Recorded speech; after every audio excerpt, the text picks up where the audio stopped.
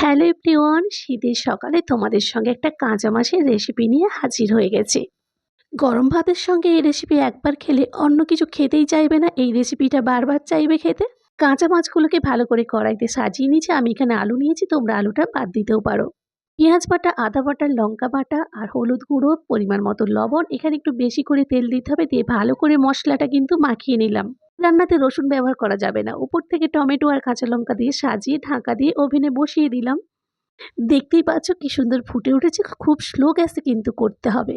নিচের মশলাটা হয়ে গেলে আস্তে আস্তে মাছগুলোকে উলটপালট করে দিতে হবে। আস্তে আস্তে করবে, কিন্তু মাছগুলো যেহেতু ভাজা নেই, কিন্তু ভেঙে যাওয়ার ভয় থাকে। মাছগুলোকে উলটপালট করার পরে আবারও ঢাকা দিয়ে কিছুক্ষণের উপরে ধনেপাতা এবং গরম মসলা ছড়িয়ে নামিয়ে পরিবেশন করো। কি জিভে জল আসলো তো!